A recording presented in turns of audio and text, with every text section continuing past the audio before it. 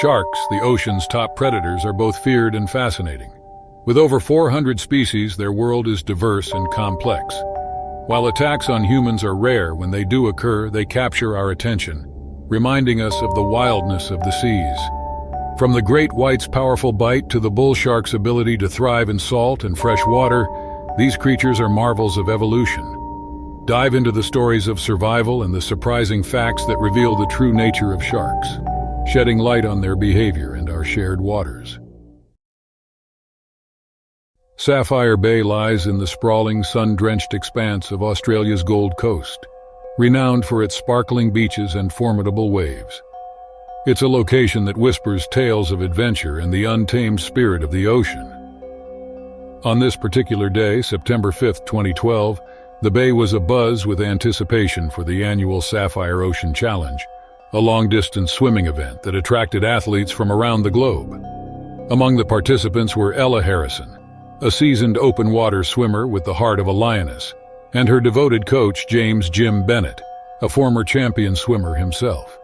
With her striking determination, Ella had been training for months, carving through the waters of Sapphire Bay with grace and power, her sights set on completing the challenge and emerging victorious.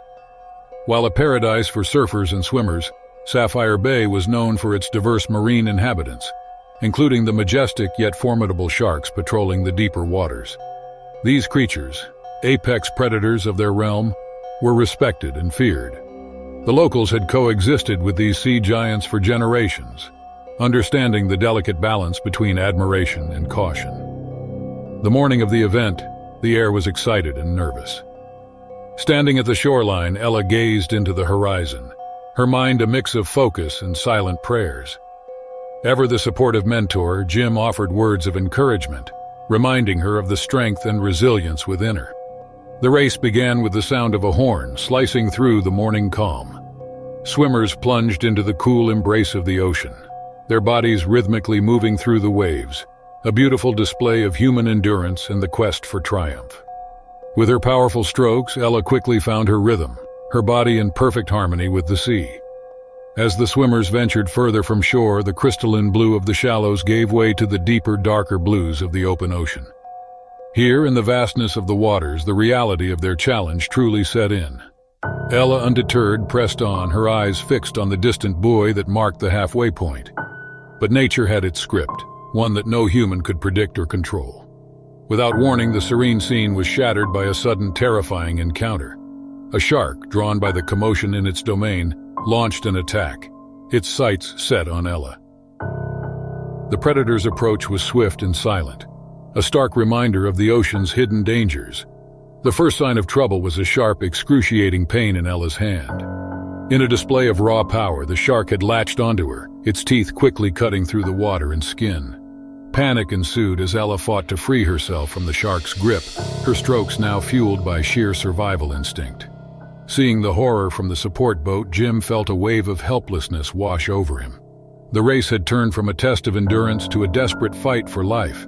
Around them, the water turned turbulent, a chaotic blend of thrashing and shouting as the other swimmers and support crew raced to Ella's aid. The shark, perhaps startled by the sudden flurry of activity, released its grip, disappearing into the depths from whence it came. The aftermath of the attack was a blur of motion and emotion.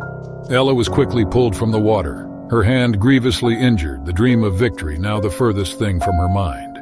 The race ended abruptly as safety boats converged and the air was filled with sirens and urgent voices. The beach, once a starting point of dreams and aspirations, had become the scene of a stark reminder of the ocean's unpredictability and the inherent risks of venturing into the domain of nature's most adept predators. Ella Harrison, once a contender in the Sapphire Ocean Challenge, now lies on the sand, surrounded by paramedics, her coach Jim Bennett by her side. She clutches her uninjured hand, offering words of comfort amidst the chaos. The paramedics worked swiftly, assessing Ella's injuries with professional calmness that belied the gravity of the situation. The shark's attack had left a deep laceration on her hand, a physical testament to the ordeal she had just endured. The crowd gathered was a mix of fellow athletes, spectators, and media, all united in a shared sense of shock and concern for the fallen swimmer. Transported to the hospital, Ella's journey from the emergency room to the recovery ward was a blur. Doctors and nurses flitted in and out, their voices a soft murmur against the backdrop of beeping monitors and the sterile scent of antiseptics. The initial prognosis was hopeful. The damage, while severe, was not life-threatening, and with surgery and rehabilitation, Ella would regain the use of her hand. The shark attack news spread like wildfire, catapulting Sapphire Bay and its ocean challenge into the global spotlight. The incident sparked a heated debate on human interaction with wildlife, the ethics of such sporting events, and the measures in place to ensure the safety of participants. Back in the hospital, as Ella regained consciousness, the weight of her ordeal began to sink in.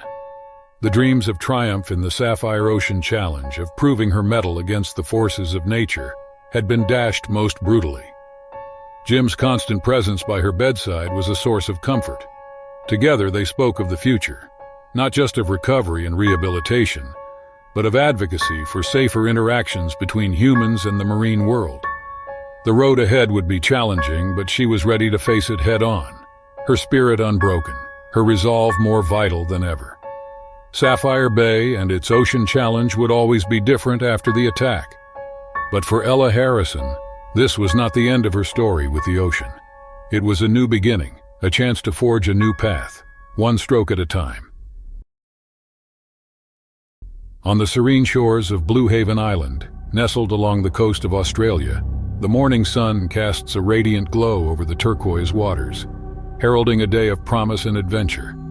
It was the 14th of July, 2002, a day that Alex Thompson, a spirited teen with dreams as vast as the ocean, had eagerly anticipated.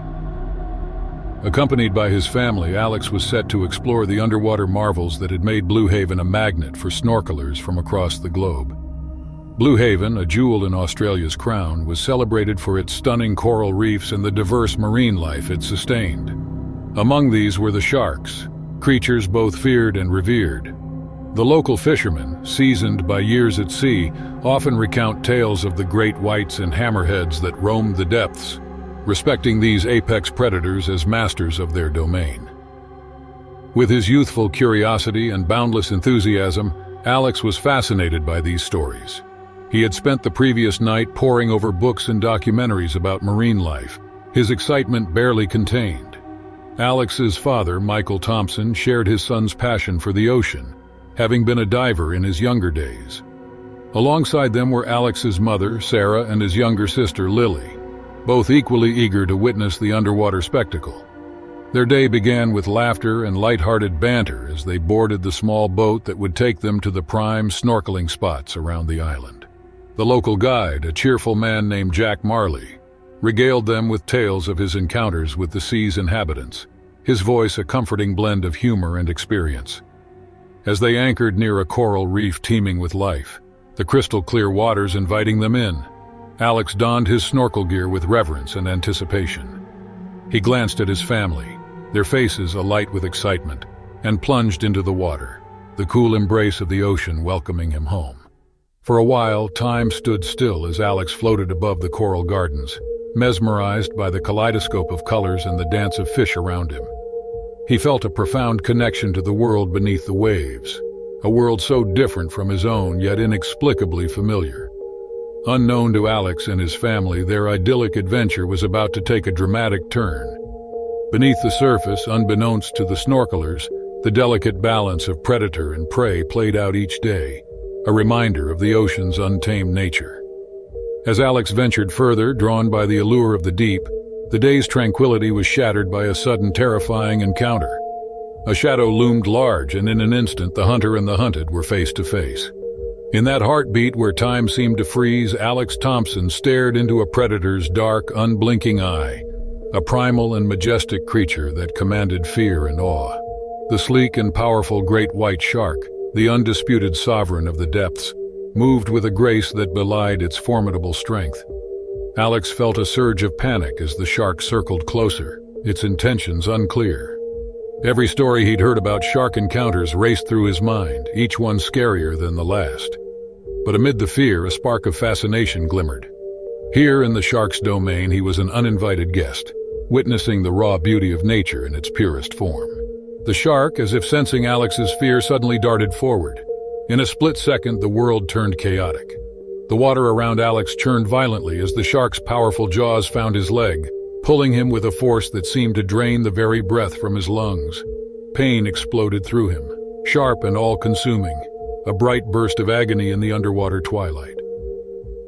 Above the surface, Jack Marley and the Thompson family watched in horror as the water around where Alex had disappeared roiled ominously. Michael Thompson's heart clenched in terror for his son, while Sarah and Lily screamed for help, their voices carrying across the water. Jack sprang into action, his years of experience on the ocean guiding him as he commanded the boat closer to the attack site. Local fishermen, recognizing the signs of distress, converged on the scene, their ships cutting through the water urgently. In the water, Alex fought with every ounce of strength he possessed. The shark, perhaps surprised by its prey's resilience, released him. Clouds of red billowed around Alex, veiling the water in a curtain of crimson. His leg, though grievously injured, was still intact. Adrenaline coursed through him, dulling the pain and fueling his desperate swim toward the surface. Hands reached out, pulling him from the water's embrace and into the boat's safety. Jack and the fishermen worked together, their actions swift and efficient as they administered first aid, stemming the bleeding and wrapping Alex's leg in makeshift bandages. The return to shore was a blur of motion and emotion. Alex lay in the boat, his body racked with pain but alive, surrounded by his family's relieved and tearful embraces. Once a picture of tranquility, the beach was now a tableau of concern and activity as paramedics took over, rushing Alex to the nearest hospital. In the days that followed, the story of Alex Thompson's encounter with the shark and his dramatic rescue by local fishermen became a testament to the courage and community spirit of Blue Haven Island. The media descended upon the island, eager to recount the tale of survival and the indomitable will of a young man who faced one of the ocean's greatest predators and lived to tell the story.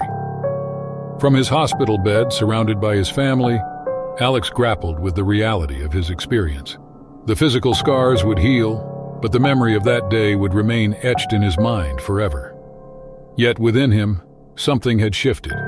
Though terrifying, the encounter awakened a profound respect and fascination for the marine world and its inhabitants. He found himself more determined than ever to advocate for protecting sharks and the oceans, creatures not of malice but of beauty and mystery. As Alex shared his story, it resonated with people worldwide, sparking conversations about the importance of understanding and conserving marine life. His ordeal became a bridge, connecting humanity with the often misunderstood world beneath the waves. Blue Haven Island, too, was changed. The community came together, bolstered by the incident, to promote safety in the waters while fostering a deeper appreciation for the delicate balance of life in the ocean. Alex Thompson's journey from teen adventurer to survivor and advocate was a poignant reminder of the thin line between fear and awe and the unbreakable connection between humans and the natural world. The sun rose over the azure waters of Emerald Cove, a picturesque yet challenging racing venue nestled on the coast of Florida, USA. It was September 23, 2005. A day that promised excitement and high adrenaline as the annual Emerald Jet Ski Grand Prix was about to commence. Competitors from across the nation had gathered, their spirits buoyed by the competition and the beauty of the cove known for its clear waters and vibrant marine life. Among them was Samantha "Sam" Jennings, synonymous with talent and determination in the jet ski racing community. At 24, Sam had already clinched several national titles. Her prowess on the water was unmatched, and her focus was unwavering. Today, she was not just another racer, she was the one to beat. While a paradise for racers and tourists alike, Emerald Cove was also home to a diverse ecosystem, including several species of sharks. Fishermen and divers often saw these majestic predators in the deeper channels, away from the bustling beaches and racing zones. The locals respected these creatures, understanding their role in the ocean's hierarchy as essential to maintaining ecological balance. Sam's day had begun with a mix of nerves and excitement. The air was charged with anticipation as she reviewed the race course with her coach, Mike Harris. A former racer himself, Mike had seen potential in Sam from her early days, guiding her with a steady hand and an unwavering belief in her abilities. As competitors lined up at the starting point, the buzz from the crowd filled the air, a vibrant mix of cheers and music. Sam, focused and poised, gave her jet ski one last check, a ritual that grounded her amidst the chaos. Her family, always her staunchest supporters, waved from the stands, their faces alight with pride. The race commenced with the roar of engines, slicing through the silence of the cove as racers took off, their jet skis leaping over the waves. Sam, in her element, maneuvered with precision and grace, her eyes fixed on the path ahead. The course was challenging, a test of skill and endurance, weaving through natural obstacles and sharp turns that demanded absolute concentration. Halfway through the race, as Sam rounded a particularly tricky buoy, her jet ski hit an unexpected wave, throwing her off balance. In a heartbeat, the champion racer found herself in the water, the shock of the cold hitting her as she struggled to orient herself. Above the surface, the race continued, the other competitors unaware of Sam's plight. Mike, watching from a distance, felt a surge of worry. It was unlike Sam to falter, and as seconds ticked by with no sign of her resurfacing on her jet ski, his concern deepened. Sam fought to regain her composure in the water, her training kicking in as she looked for her jet ski, floating a few yards away. But as she swam towards it, a shadow beneath the water caught her eye, a presence so ominous that her heart skipped a beat. The shadow beneath the water grew more extensive, and Samantha Sam Jennings realized she wasn't alone. The realization hit her like a wave. She was in the domain of one of the ocean's most respected predators, a shark. Panic surged within her, but years of training and innate resilience pushed her toward survival rather than surrender. In the crucial seconds that followed, the shark made its move, a blur of motion that sent adrenaline coursing through Sam's veins. She felt the pressure around her leg, an unbearable pain that threatened to pull her under. Instinctively, she fought, thrashing in the water, her mind racing for a way out of this nightmare. Above the surface, the race had come to an abrupt halt. Mike Harris had sounded the alarm, and rescue teams were already speeding towards the site. The crowd, moments ago alive with excitement, now held its breath in collective apprehension. Sam's world narrowed down to the struggle for survival. She remembered reading about shark encounters and how a show of resistance could sometimes deter the predator. With every ounce of strength she had, she fought, her kicks becoming more frantic, her will to survive burning brighter than the pain. Then, as suddenly as it had begun, the attack ceased. The shark, perhaps dissuaded by Sam's resilience, disappeared into the depths of the cove. Sam, buoyed by a mix of relief and shock, was quickly pulled from the water by the rescue team, her leg badly injured but her spirit unbroken. The aftermath of the attack was a whirlwind of activity. Sam was rushed to the hospital, her family and Mike by her side, offering words of comfort and strength. The jet ski racing community rallied around her, their rivalry forgotten in the face of her ordeal. News of the attack spread, reigniting discussions about safety in waters known for shark activity. Recovery was a long road for Sam. The physical wounds healed with time, but the psychological scars remained. Yet in the face of adversity, her spirit never wavered. With Mike's unwavering support and her family's love, she found the courage to face her fears, speak about her experience, and advocate for shark conservation. Sam's story became one of resilience, a testament to the human spirit's capacity to overcome even the most terrifying encounters. She returned to the water not as a racer, but as a champion for the coexistence of humans and marine life. Her experience gave her a unique perspective she shared with young athletes and conservationists. The annual Emerald Jet Ski Grand Prix continued with enhanced safety measures and a renewed emphasis on respecting the ocean's inhabitants. Sam often attended not as a competitor, but as a reminder of the delicate balance between pursuing one's passions and respecting nature's power. On the golden sands of Whispering Palms Beach, nestled on the picturesque coast of California, the Miller family gathered under the warm embrace of the summer sun on July 17, 2010. It was a day marked for celebration, a family reunion that brought together the extended family from afar. The patriarch, David Miller, a devoted father and husband, was the heart of the festivities, his laughter and joy infectious, setting the tone for a day of memories and togetherness. Whispering Palms Beach, known for its scenic beauty and gentle waves, was also home to a diverse marine ecosystem. Among its inhabitants were sharks, creatures that inspired both awe and caution. Local conservation efforts ensured a balanced coexistence, educating visitors on respecting wildlife while enjoying the beach's natural splendor. David, along with his children Ethan, 10, and Lily, 8, had spent the morning building sandcastles and exploring the tide pools, their curiosity about the ocean's wonders encouraged by their father's love for nature. His wife, Sarah Miller, watched on, capturing these moments in photographs, the joy in their faces a testament to their bond. As the afternoon sun cast a golden glow over the beach, David and his children ventured into the surf, laughter echoing as they played in the waves. The family reunion, a rare gathering of aunts, uncles, and cousins, looked on, a tableau of happiness and familial warmth. The beach, a popular spot for locals and tourists alike, was bustling, the air filled with the sounds of summer. Lifeguards patrolled the shoreline, vigilant, as children darted in and out of the water, their shrieks of delight mingling with the ocean's roar. Ever the adventurer, David enticed Ethan and Lily into a game of chase, dodging waves and splashing in the shallows. Their pure and uninhibited laughter was a melody Sarah held close, a reminder of the simple joys that family brought. But nature, in all its beauty, harbors unpredictability. Beneath the surface of Whispering Palms Beach, marine life followed its ancient rhythms, unseen yet ever-present. Though rarely a threat in these waters, sharks moved with purpose, crossing paths with those who ventured into their domain. As the day waned, the unthinkable happened.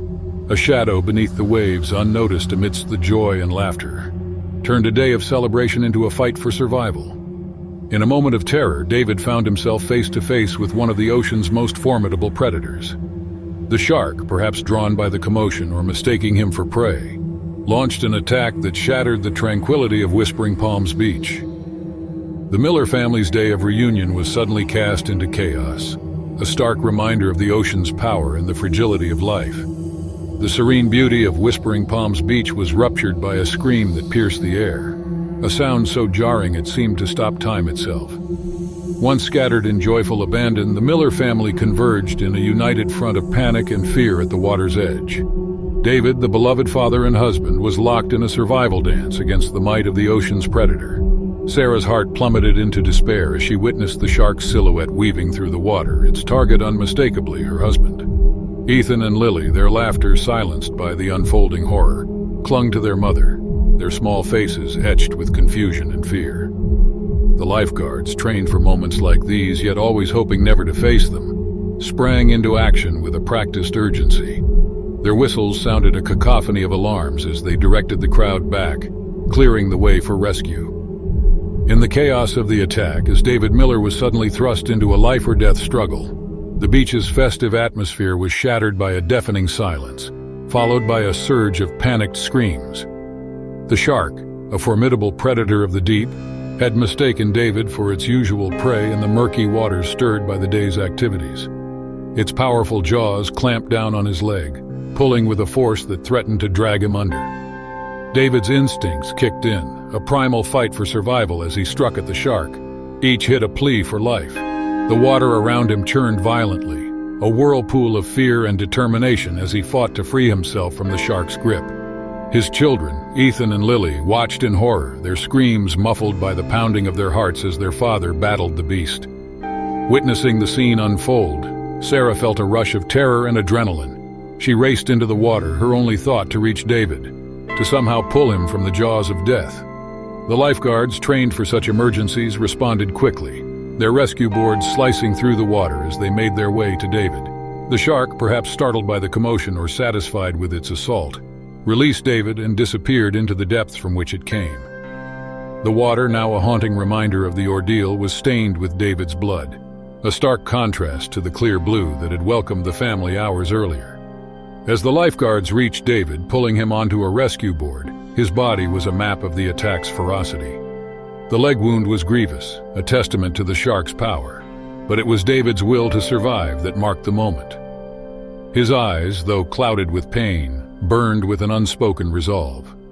The beach, once a place of joy and laughter for the Miller family, had become the scene of a stark reality of nature's unpredictability. In the aftermath of the attack, as David was rushed to the hospital, the Miller family stood united, their bonds strengthened in the face of adversity. The community rallied around them, offering support and prayers for David's recovery. The incident at Whispering Palms Beach was a grim lesson, a call to action for better safety measures and respect for the marine life that shared their home. The story of the Miller family's ordeal and David's brave fight for survival became a narrative of hope, a reminder that even in our darkest moments, the strength of family and the power of the human spirit can illuminate the path to healing and understanding. On the serene shores of Coral Cove, a hidden gem nestled on the eastern coast of Australia, the early morning sun casts a golden glow over the tranquil waters. It was August 20th, 2012, a day that Emma Thornton, a seasoned kayaker with a passion for the unspoiled beauty of nature, had set aside for an adventure that was meant to be a peaceful exploration of the coastal mangrove forests.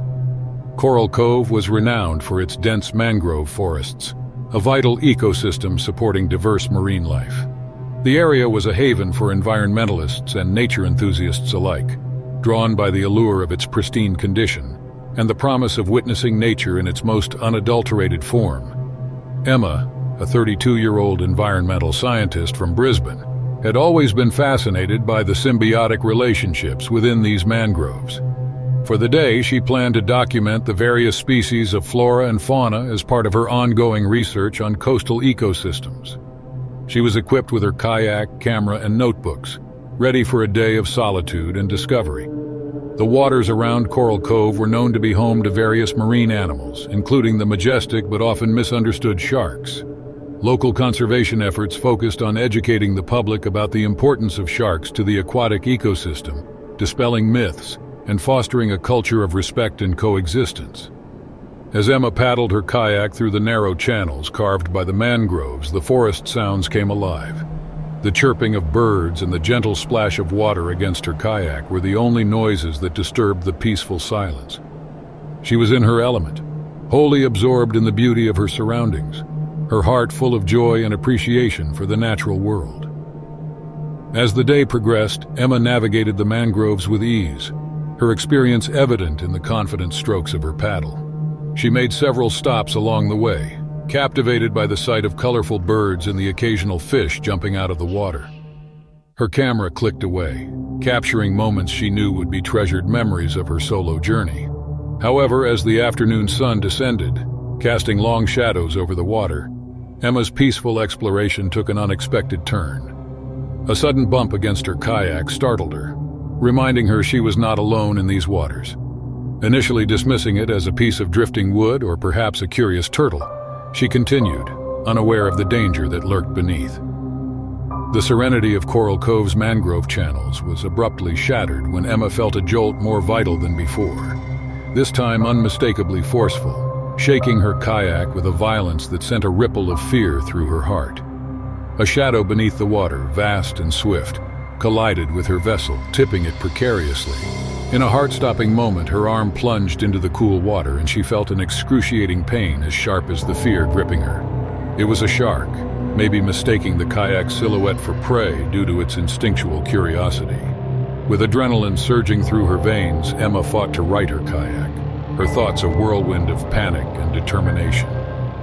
After its investigative bite, the shark seemed to lose interest, disappearing into the murky depths from which it came. But the damage was done. Emma's arm bore the terrifying mark of the encounter, a stark reminder of her vulnerability in the vast, untamed ocean.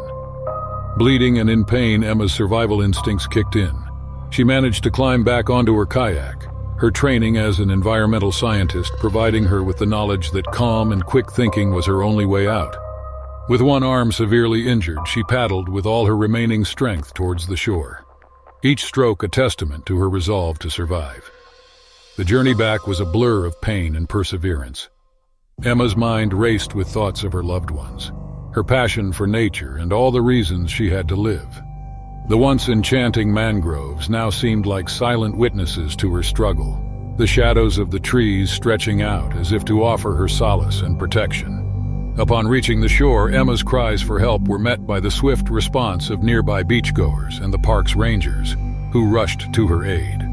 The community of Coral Cove, bound by their respect for the ocean and its creatures, came together to support one of their own in her moment of need.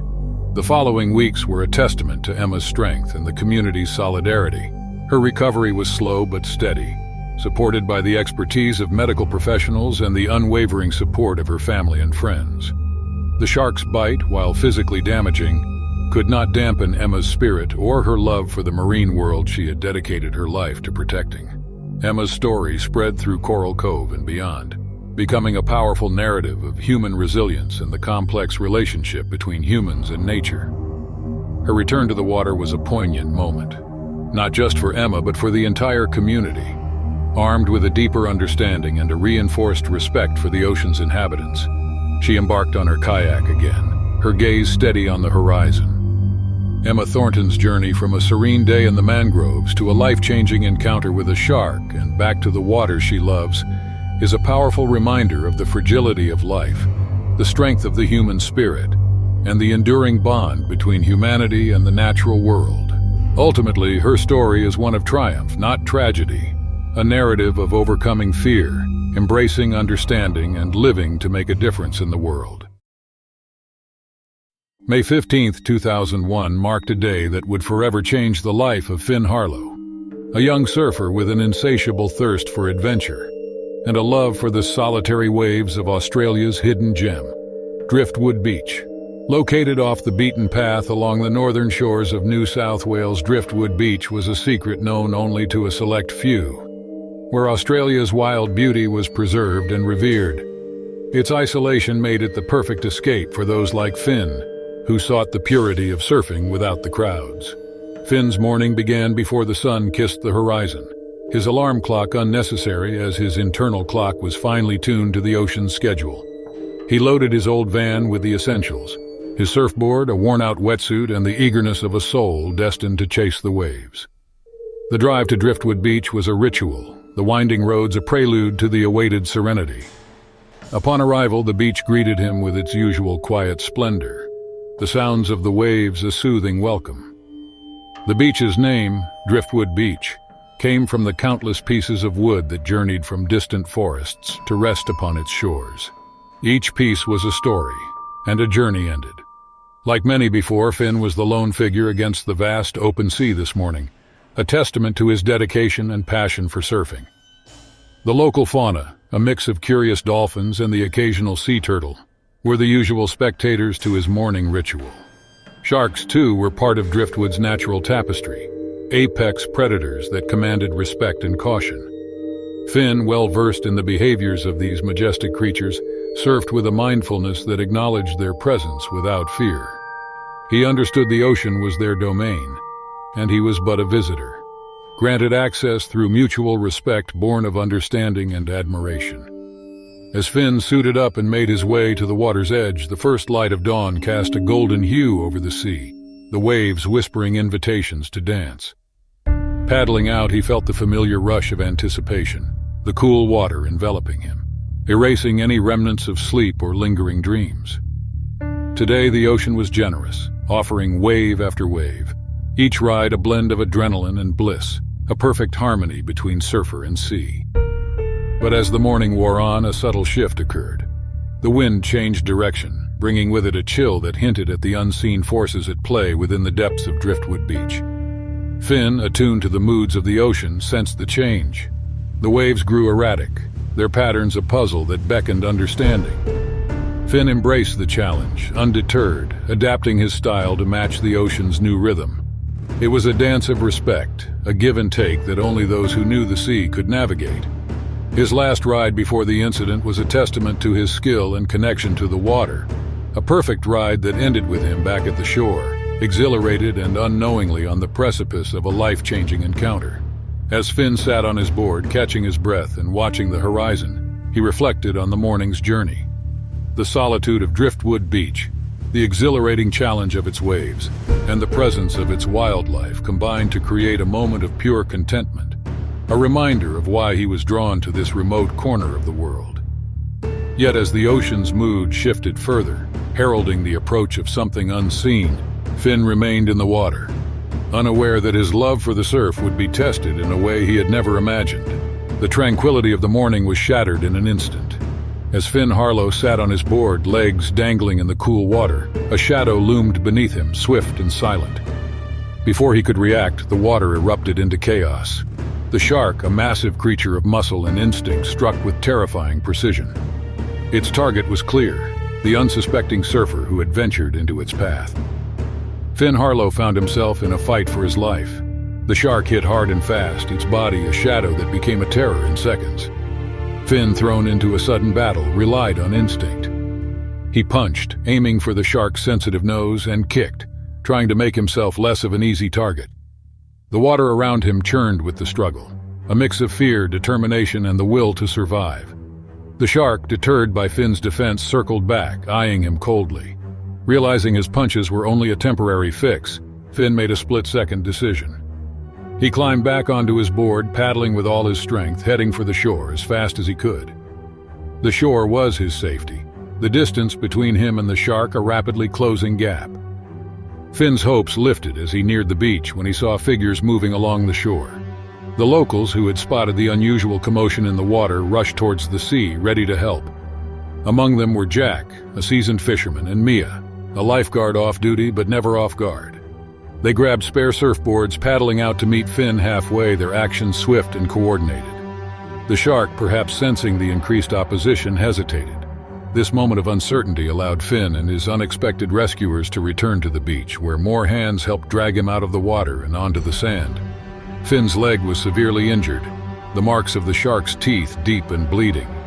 Jack used his shirt to stem the bleeding, applying pressure with a steadiness that belied his racing heart. With her first aid training, Mia took over, bandaging the wound with a makeshift tourniquet from their limited supplies. The beach, once a place of solitude for Finn, became a scene of collective action. With no hesitation, the locals used their phones to call for emergency services, knowing that every second counted.